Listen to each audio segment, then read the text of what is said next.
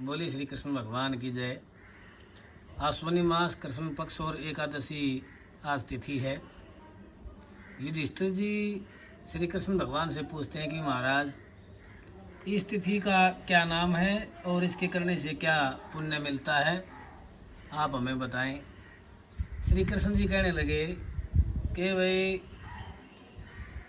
राज श्रेष्ठ, धर्म मूर्ति, धर्म अवतार, धर्म राज, इस एकादशी का नाम इंद्रा है।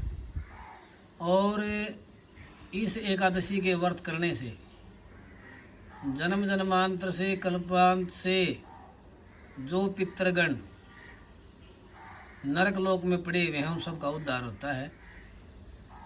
और इसके करने से वाजपेयी यज्ञ का फल मिलता है। सो ये व्रत हर व्यक्ति को, हर स्त्री को करना चाहिए। श्री कृष्ण भगवान कहने लगे कि देखिए, जो इस व्रत को करना चाहते हैं उन्हें दशमी के दिन सुबह शौच आदि से निवृत्त होकर के स्नान करें, विष्णु भगवान का ध्यान करें, दोपहर को फिर स्नान करें और अपने पितरों का श्राद्ध करें और विष्णु भगवान का पूजन करें और एक समय भोजन करें दशमी वाले दिन। और एकादशी के दिन सुबह उठ करके शौच आदि से निवृत्त होकर के भगवान विष्णु की पूजा करें और उनसे प्रार्थना करें कि हे विष्णु भगवान श्री हरि, मैं मेरे पितरों के निमित्त आज एकादशी का व्रत करता हूँ, आप मेरी रक्षा करना। सब प्रकार से मैं निराहार रहूँगा, मैं अन्न ग्रहण नहीं करूँगा और आपका स्मरण करूँगा प्रतिपल। सो आप मेरी रक्षा करना, मेरे पितरों का उद्धार करना, उन्हें स्वर्ग देना।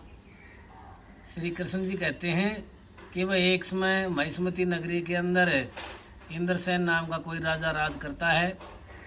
पुण्यात्मा, धर्मात्मा, प्रजा को पुत्र के समान पालने वाला, ब्राह्मणों को अत्यधिक दान देने वाला और तपस्वी राजा था। नारद मुनि ब्रह्मांड में घूमते हुए इसकी सभा में आते हैं। महाराज उसका बड़ा आदर सत्कार करते हैं और आसन ग्रहण करने के बाद नारद जी कहते हैं कि भाई मैं घूमता हुआ यहाँ आया हूँ, तुम बड़े धर्मात्मा हो, कुलीन हो और ब्राह्मणों का आदर सत्कार करने वाले हो।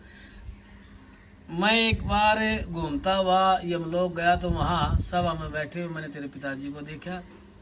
तेरे पिताजी ने संदेश दिया कि आप मेरे पुत्र को कहना कि इंद्रा एकादशी का व्रत करे और उसका जो पुण्य है मेरे निमित्त दान करे।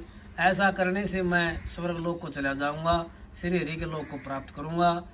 अब इंद्रसेन जी कहते हैं कि महाराज मैं मेरे पिता के निमित्त इंद्रा एकादशी का व्रत अवश्य करूंगा, जिससे मेरे पिताजी की मुक्ति हो। आप मुझे ऐसा आशीर्वाद प्रदान करो।